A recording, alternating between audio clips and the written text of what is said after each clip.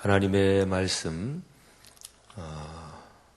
이사야서 38장 9절부터 15절입니다. 38장 9절부터 15절 말씀 다 같이 소리를 맞추어서 봉독하겠습니다. 유다왕 히스기야가 병들었다가 그의 병이 나은 때에 기록한 글이 이러하니라. 내가 말하기를 나의 중년에 스올의 물에 들어가고 나의 여생을 빼앗기게 되리라 하였도다. 내가 또 말하기를 내가 다시는 여호와를 배웁지 못하리니 산자의 땅에서 다시는 여호와를 배웁지 못하겠고 내가 세상의 거민 중에서 한 사람도 다시는 보지 못하리라 하였도다. 나의 거처는 목자의 장막을 거둠같이 나를 떠나 옮겨졌고 직공이 배를 거둔 말름같이 내가 내 생명을 말았도다. 주께서 나를 틀에서 끊으시리니 조속간에 나를 끝내시리라. 내가 지금까지 견디어 싸우나 주께서 사자같이 나의 모든 뼈를 꺾으시오니 조속간에 나를 끝내시리라. 나는 제비같이 학같이 지저귀며 비둘기같이 슬피 울며 내 눈이 쇠하도록 앙망하나이다. 여호와여 내가 압제를 받사오니 나의 중보가 되옵소서. 주께서 내게 말씀하시고 또 친히 이루셨사오니 내가 무슨 말씀을 하오리이까. 내 영혼의 고통으로 말미암아 내가 종신토록 방황하리이다. 아멘. 어떤 사람의 믿음이나 또는 그 사람의 사람 됨됨이는 그 사람이 보통 평상시보다 특별한 상황이 있을 때 그때 이제 더 잘 나타납니다. 사람은 인품의 정도, 인격의 정도 또는 인생 수양의 정도가 사람마다 다 다르죠. 근데 보통 평범한 상황, 그저 특별한 일이 없는 상황에서는 사람은 누구나 다 다른 사람을 의식하기도 하고 또 자기가 살아온 습관 또는 늘 해온 대로 사람 사이에 예의도 지키고 또 체면도 차리고 누구나가 다 그렇지요. 근데 이제 보통의 그런 상황에서 유별난 상황이 되면 그러면 그 사람의 속에 있는 것이 이렇게 밖으로 노출이 됩니다. 유별난 상황이라는 것을 크게 한번 두 가지로 간단하게 얘기해 보면 굉장히 좋은 일이 생겼다 하고 유별난 상황이지요. 뭐 갑자기 돈을 크게 벌었든지 아니면 뭐 자녀 후손이 굉장히 뭐 좋은 직장에 취직이 됐든지 아니면 뭐 하여튼 굉장히 좋은 일, 성공적인 일이 생겼단 말이에요. 그러면 그 상황 속에서 주체하지 못하고 그저 자랑하고 막 으스대고 또는 막 우쭐하고 그러다가 막 교만을 떨고 이렇게 되면 그 사람의 사람 됨됨이의 속이 얕고 천박한 게 그냥 드러나는 거지요. 또 반대로 굉장히 어렵고 힘들고 고통스러운 일이 생겼다. 무슨 사고를 당했다, 뭐 여러 가지 일이 있겠죠. 그런 때에 평소에 신앙이 좋은 것 같았는데 어려움이 닥쳤을 때 하나님을 원망하고 또 막 주변 사람 불평을 해대고 이렇게 되면 저분 신앙 참 좋은 줄 알았는데 아니 왜 저러실까. 주변 사람들이 그런 생각을 갖게 될 수도 있죠. 보통 평범한 상황에서 예의도 바르고 인품도 훌륭한 줄 알았는데 자기 자신에게 어떤 손해가 다가오니까 자기 자신에게 손해가 되니까 아주 날카롭게 또 그렇게 반응하는 사람도 있습니다. 그런 경우도 마찬가지지요. 어떤 사람의 신앙 또는 인품 또는 사람 됨됨이는 그런 특별한 상황에서 그가 어떻게 반응하느냐 그걸 보면 알 수가 있습니다. 오늘 여기 우리 같이 읽은 성경 본문에는 9절 처음에 기록된 대로 유다 왕국의 왕 히스기야가 병들었다가 병이 나은 때 그때 기록한 글입니다. 우리가 15절까지입니다만은 뒤로 쭉 더 이어지죠. 히스기야 왕이 죽을 병이 걸렸었죠. 그냥 잠시 아픈 이런 병이 아닙니다. 죽을 병에 걸렸던 거죠. 하나님께서 이사야 선지자를 통해서 히스기야한테 너 인생을 다 정리해라. 너 죽는다. 이렇게까지 말씀을 전했으니까 말이죠. 근데 히스기야가 참 하나님 앞에 간절히 기도해서 그래서 히스기야는 병이 나았습니다. 그러니까 죽을 병이 죽음에 이르지 않고 하나님의 은총으로 병이 나았어요. 그래서 15년을 더 이 땅에 있게 됐습니다. 그런 상황 가운데서 히스기야가 어떤 심정이었을까? 또 히스기야가 병 중에 어떤 심정을 가지고 하나님 앞에 기도했고 또 마음이 어떠했을까 하는 게 이 기도문에 잘 나타나 있습니다. 저는 며칠여간에 이 히스기야의 기도 또 죽을 병에 걸렸다가 병이 낫고 이걸 보면서 성경을 자세히 들여다봤어요. 이분이 어떤 분인가? 그리고 하나님께서 왜 이렇게 기도를 신속하게 응답해 주시나? 이거를 살펴봤어요. 신앙생활 하시면서 기도 응답을 내가 잘 받을 수 있다면 그럼 그것보다 행복한 게 어디 있겠어요. 그죠? 근데 히스기야는 가만히 요 며칠여간에 살펴보니까 하나님 앞에 기도 응답을 받은 사람 중에서 아주 대표적인 분이다. 이렇게 부를만 해요. 어느 정도였냐면요. 이제 이사야 선지자가 왕한테 갔습니다. 왕이니까 왕궁에 있었겠죠. 가서 왕이시여 하나님의 말씀입니다. 그러니까 이제 왕이 병들어 있었겠죠. 왕이니까 주치의 의사들 고명한 의사들이 다 달라붙어서 약도 처방하고 이제 그랬겠죠. 근데 병중에 누워 있는데 이사야 선지자가 가서 왕이시여 하나님의 말씀에 왕이 더 이상 세상에 있지 못한다고 말씀하셨습니다. 다 정리하십시오. 왕은 세상을 떠날 것입니다. 그리고 이제 이사야 선지자는 갔어요. 갔는데 히스기야가 주변에 있는 사람들 다 물러가라 그랬겠죠. 그리고서 자기 얼굴을 벽으로 향하고 통곡하면서 기도합니다. 근데 하나님의 응답이 얼마나 빨리 왔는지요. 이사야 선지자가 왕한테 그렇게 통보를 하고 그리고서 이렇게 이제 왕궁을 나갔을 거 아니겠어요? 왕궁을 나가서 그 예루살렘 성 이렇게 그 거리 한 가운데쯤 어디쯤 이렇게 가는데 하나님이 이사야 선지자한테 말씀하셔요. 야, 가서 히스기야 왕한테 다시 말해라. 죽지 않는다고. 여러분, 이렇게 기도가 빨리 응답돼요. 그래서 제가 어제 그제 말씀을 묵상하면서 아니 왜 그랬을까? 히스기야가 어떤 사람이길래 또 어떻게 기도했길래 이렇게 기도 응답이 속히 임하나? 성경에서요, 하나님은 기본적으로 하나님의 뜻이 잘못되는 적은 없습니다. 하나님은 전지전능하신 하나님이시니까. 그리고 하나님이 당신의 뜻을 변덕스럽게 바꾸거나 그러는 분이 아닙니다. 이게 성경의 기본 가르침이에요.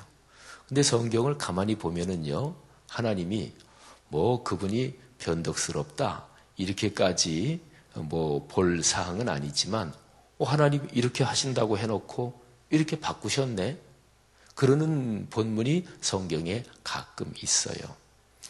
근데 그거는요, 하나님의 뜻은 근본적으로 변하지 않는다. 하나님은 말씀의 약속을 지키신다. 이게 기본 줄기예요.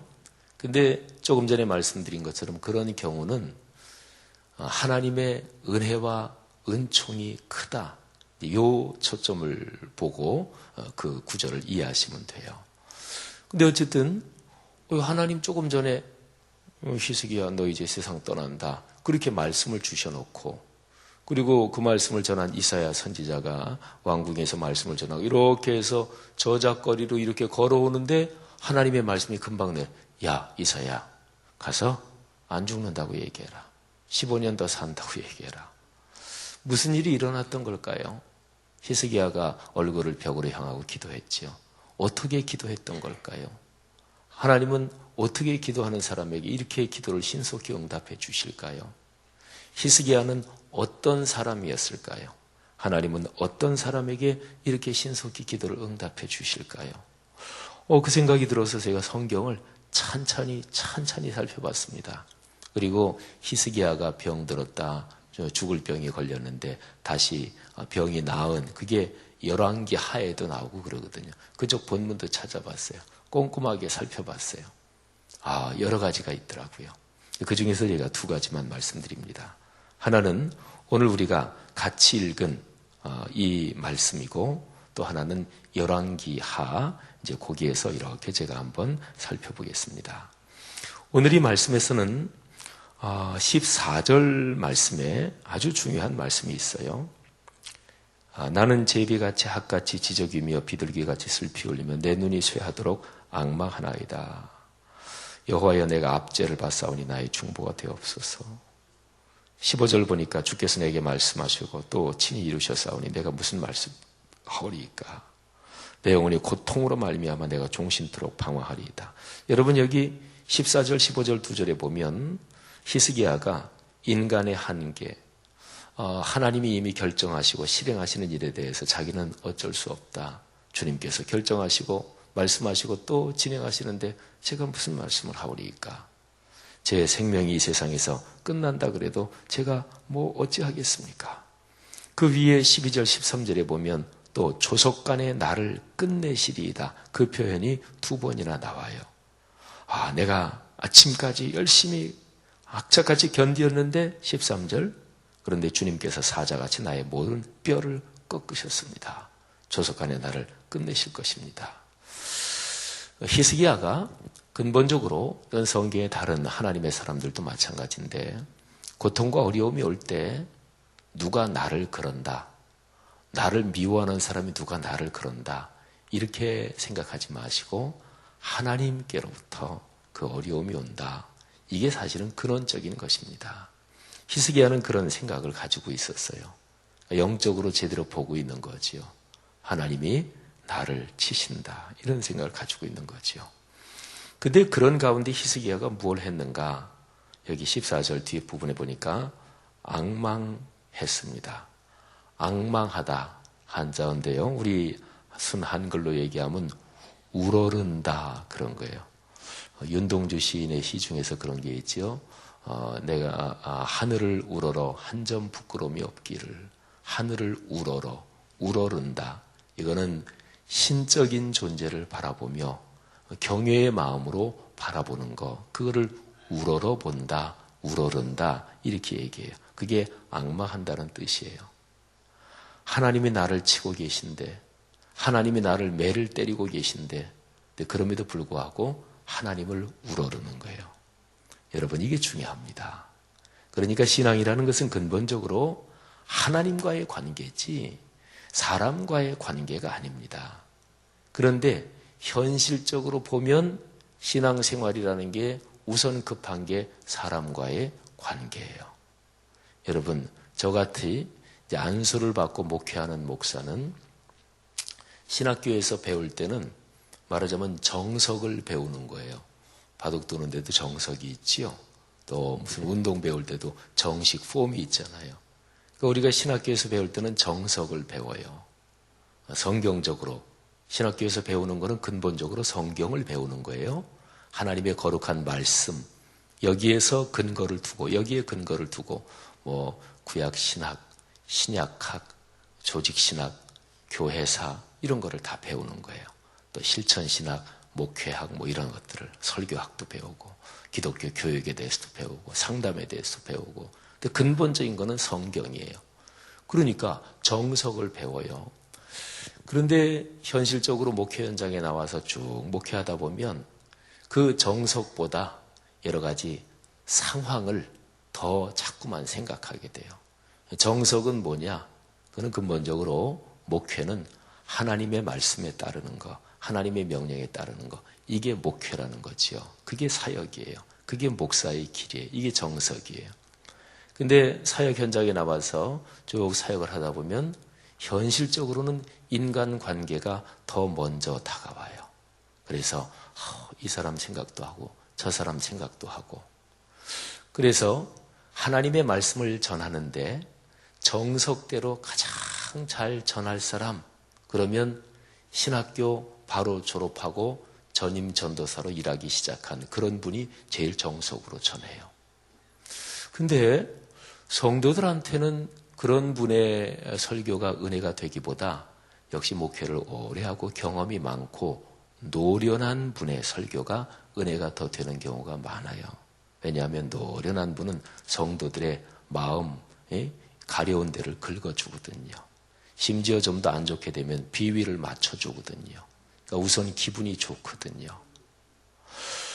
목회를 한다는 것은, 또 신앙생활을 한다는 것은 근본적으로 하나님과의 관계입니다. 이 끈을 놓치면 그러면 신앙생활이 아니고 그냥 불교, 유교, 미신 믿는 것처럼 그냥 종교생활로 이게 떨어져 버려요.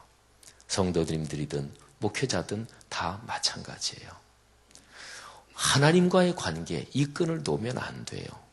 근데 히스기야 왕은요, 자기가 죽을 병에 들렸고 하나님이 자기에게 그렇게 결정을 내리셨는데 그런데도 불구하고 하나님을 앙망했습니다. 이 앙망한다, 우러른다, 그거를 가장 구체적이고 현실적으로 얘기하면 예배했다, 이제 그런 거가 됩니다. 여러분, 내 신앙을 돌아봐서 내 신앙생활 거기에서 하나님과의 관계가 먼저인가 인간과의 관계가 더 큰가, 이거를 잘 살펴야 돼요. 주일에 교회 오실 때, 그러니까 주일에 예배 드리러 다 교회 오시잖아요. 또 수요예배도 있고 또 새벽예배. 새벽예배는 뭐 이렇게 말씀 듣고 또 잠시 각자 개인 기도하다가 이제 또 하루 생활 시작하셔야 되니까. 근데 이제 수요일이나 특히 주일 같은 경우는 와서 내가 봉사하는 부서, 기관 뭐 등등 또 사람도 만나기도 하고 그러잖아요. 근데 주일 예배 오는 심정을 한번 여러분이 자신을 생각해 보세요. 자, 주일에 예배 이렇게 집에서 나오신단 말이에요. 그럴 때 내 머릿속에 주님 만나러 간다. 주님 말씀 들으러 간다. 이게 더 많아요? 아니면 뭐 남녀전도회, 성가대, 교회학교, 내가 맡은 부서, 또 뭐 사람들, 이런저런 인간관계, 또 막 이런저런 일들, 그런 게 더 머리에 많습니까? 하나님을 만나고 주님께 예배드리러 가지. 이게 더 많지 않고 온통 인간관계 복잡한 게 더 많으면 그거는 심정이 그게 잘못된 것입니다. 주님께만 집중이 돼 있어야 돼요. 신앙생활은 그런 것입니다. 여기 히스기야는 적어도 그랬습니다. 그러니까 하나님한테 맞으면서도 하나님을 앙망하죠. 사랑하신 여러분, 이게 신앙의 복이에요.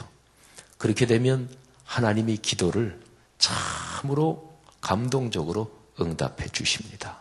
그런 기도의 응답 체험할 수 있기를 바랍니다.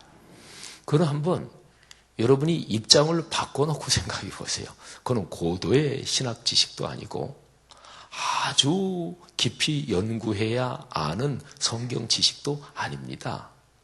그냥 단순하게 입장 바꿔놓고 생각해 보세요. 만일에 내가 하나님이라면 누구한테 기도 응답을 잘 해주실 것 같아요?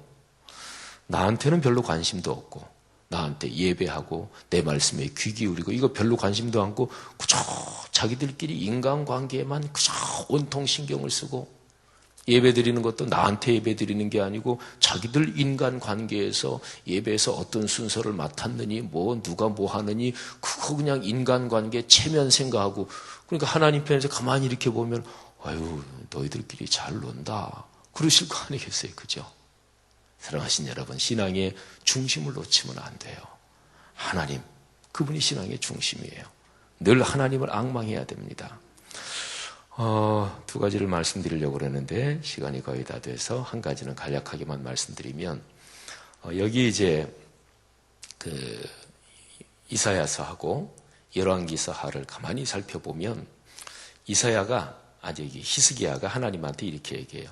주님, 하나님, 내가 전심과 진심으로 주님 앞에서 행했던 것을 기억해 주십시오. 전심, 진심, 마음이 나누이지 않고 전적인 내 모든 마음, 그리고 거짓된 마음 말고 눈 가리고 아웅하는 것 말고 하는 척하는 것 말고 진실한 마음, 전심과 진심으로 히스기야는 적어도 그렇게 살았어요. 부족한 점이 왜 없었겠어요? 하지만 그렇게 살았고 그리고 하나님 앞에서 살았습니다. 여러분, 제가 가끔 강조하는데 절대로 교회에서 무슨 일 할 때 사람 보고 하지 마셔요. 하나님 보고 해야 돼요. 하나님 보고. 헌금할 때 절대로 체면치레하지 마세요. 제가 목회하면서 성도들의 이런저런 헌금은 절대로 그게 누가 헌금을 많이 하네 어쩌네 뭐 이런 게 절대로 가능한 대로 없도록 계속 그렇게 해왔어요. 그러니까 이제 드러날 것도 없어요. 괜찮습니다. 조금 하고 싶은 분 조금 하고 뭐 많이 하고 싶으면 많이 하고. 근데 한 가지가 중요해요. 사람 체면 보고 하지 마세요. 그건 헌금이 아닙니다. 그거는 만일에 그렇게 할 수밖에 없는 상황이라면 꼭 하나는 기억하세요. 그거는 하나님 앞에서는 아무것도 아니다. 그거는 그냥 어떤 조직체에, 인간 조직체에 기부금 한 거다. 그렇게만 생각하고 하세요. 하더라도. 헌금은 하나님의 명령, 하나님 앞에 하는 거예요. 교회 봉사도 마찬가지입니다. 내가 성가대 무슨 봉사할 때 누가 어쩌고 교회에서 무슨 행사할 때 누가 하니까 거기는 꼭 가야지. 그거는 한 가지만 기억하세요. 그거는 하나님 앞에서 아무것도 기억이 되지 않습니다. 하나님, 그분을 생각하고. 그래서 히스기야는 그랬어요. 전심과 진심으로 하나님 앞에서 그렇게 히스기야는 살았어요. 여러분, 하나님 편에서 생각하면 그런 사람 기도 응답해 주시겠죠. 그렇죠? 그리고 예수님이 오셔서 가르치신 거를 한번 여러분 머릿속에 이렇게 한번 성경 지식 있는 거를 생각나는 만큼만 이렇게 생각해 보세요. 예수님이 가장 강조하신 것 중에 하나가 마음이었어요. 마음. 진실한 마음. 예수님 당시에 하나님을 믿는 신앙이 얼마나 형식화되고 얼마나 체면화되고 얼마나 교권이 난무하고 그랬는지 예수님은 마음을 강조하셨어요. 진실해야 된다. 순전해야 된다. 마음의 동기가 중요하다. 기도응답이 잘 되는 아주 근본적인 가르침이 여기 있잖아요. 사랑하는 성도 여러분들이요. 여러분이 걸어가시는 인생길에서 하나님이 여러분하고 참 가까우시고 여러분의 기도를 아주 많이 응답하시기를 축복합니다. 하나님을 바라보십시다. 하나님만 앙망하십시다. 구체적으로 그걸 얘기하면 그게 바로 예배 드리는 것입니다. 예배를 소중하게 여기십시다. 주일 예배, 수요 예배, 새벽 예배, 구역 예배, 예배를 소중하게 여겨야 돼요. 이사했으면 이사 감사 예배, 또 이런저런 뭐가 있었으면 감사 예배, 성도들이 모여서 예배 드리는 것을 소중하게 여겨야 돼요. 예배는 하나님을 찬양하는 것이니까, 하나님의 말씀에 귀를 기울이는 것이니까 신앙생활의 중심은 예배입니다. 예배의 자리를 지키는 게 성도의 본분이요 직분자의 본분입니다. 주일 예배 한 번 드리고 다른 예배는 전혀 안 드린다. 그거는 이미 신앙생활 속에서 자기도 모르는 사이에 옛날에 처음 신앙생활하고 한참 은혜 받을 때는 안 그랬는데 그런데 신앙이 이렇게 오래되면서 자기도 모르게 신앙이 형식화된 거예요.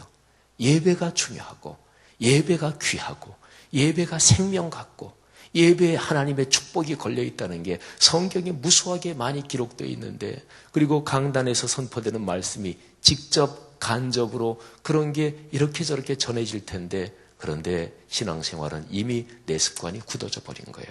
그러니까 주일 예배 딱 한 번 드리고 그렇게 되니까 예배가 그토록 소중하다면 예배가 그토록 귀한 거라면 어떻게 한 번만 가겠어요? 그잖아요. 내가 너무너무 좋아하는 거 한 번만 해요. 운동 굉장히 좋아한다. 내가 드라마 연속곡 무지무지하게 좋아한다. 그런데 막 건너뛰고 봐요. 그러지 않잖아요. 야구 어디 내가 뭐 어디 팬이다. 또는 야구 누구 뭐 박찬호 씨 내가 팬이다. 그러면 막 사람들이 열정을 다하잖아요. 예배가 그토록 좋은 것이고 예배에 그토록 축복이 걸려있고 그렇다 그러면 어떻게 주일 예배 한 번만 드리고 다른 때는 전혀 안 하고 그러면 그 주일 예배도 이미 어느 정도는 형식으로 굳어진 것이지요. 성도 여러분들이요. 예배를 소중히 여기고 예배의 자리를 지키고 예배에서 하나님 만나고 하나님의 응답을 체험하고 새로운 용기를 얻고 그래서 축복의 인생, 그런 가정 가문 되시기를 축원합니다. 기도하겠습니다. 하나님 은혜 감사합니다. 오늘 우리가 또 여기 새벽 예배의 자리에 나올 수 있도록 도와주셔서 감사합니다. 아버지, 주일 예배, 수요 예배, 구역 예배, 또 성도들이 모일 때마다 이런저런 여러 가지 상황에서의 예배, 하나님이 축복해 주심을 감사합니다. 오늘 이 새벽 예배의 자리에 하나님 앞에 나온 귀한 성도님들, 또 이 땅 각 곳에서 지금 새벽 예배를 드리는 많은 교회들, 이 땅의 그리스도인 형제 자매들, 하나님 그들이 부르짖는 기도를 응답해 주옵소서. 하나님의 삶의 문제는 해결되고 하나님의 축복이 이분들의 가정을 통해 넘쳐 흐르게 하시고, 그래서 하나님이 살아계시고 하나님이 좋으신 하나님이요 구원의 하나님이시라는 사실이 이분들의 가정, 가문 대대로 통해서 다른 사람들에게 온 세상에 전파되게 하옵소서. 오늘도 그런 축복 주옵소서. 예수님 이름으로 축복하며 기도합니다. 아멘. 귀한 말씀 감사드립니다. 오늘 함께할 교동문은 말씀 삶 공동체입니다. 말씀과 삶이 어우러져야 참된 부흥이 일어나는 것을 믿습니다. 우리 허물과 연약함을 겸허하게 고백하며 말씀을 사모합니다. 진리의 말씀, 성경에 약속된 하나님의 부흥을 기다립니다.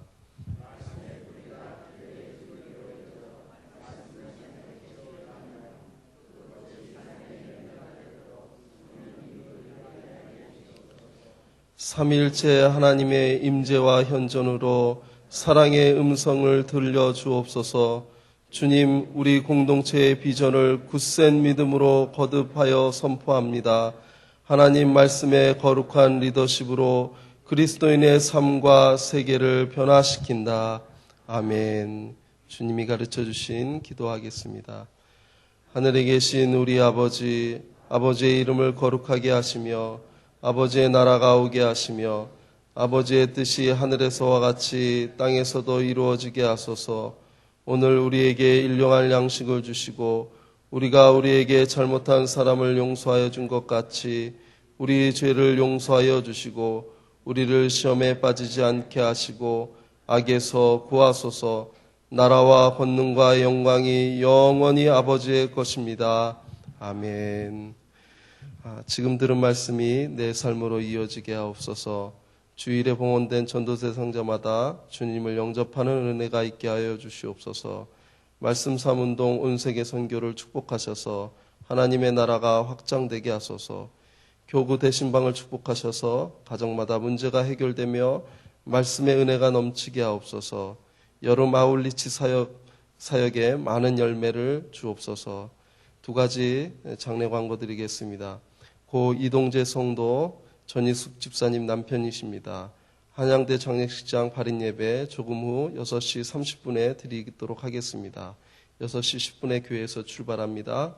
고 김순선 집사님, 구민수 한수 집사님 모친이십니다. 오늘 11시에 건대 장례식장 201호에서 발인 예배가 드려집니다. 11시에 드려집니다.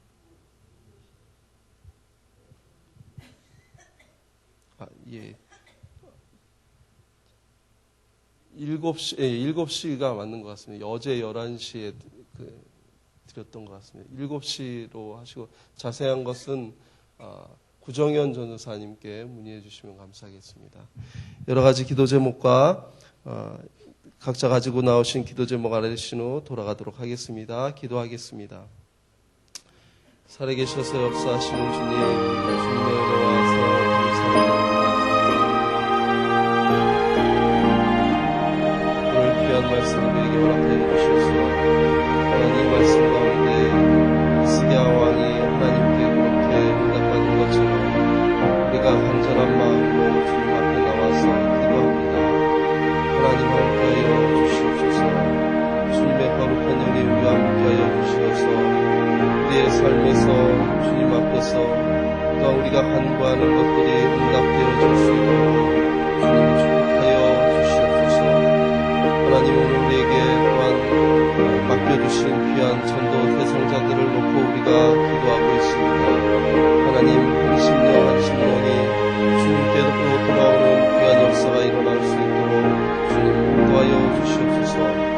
저희 성락성교회 말씀삼 공동체에 의해 하나님 함께하여 주시옵소서. 말씀 삼운동 온 세계 선교를 축복하소서. 하나님의 나라가 확장되게 하여 주시옵소서.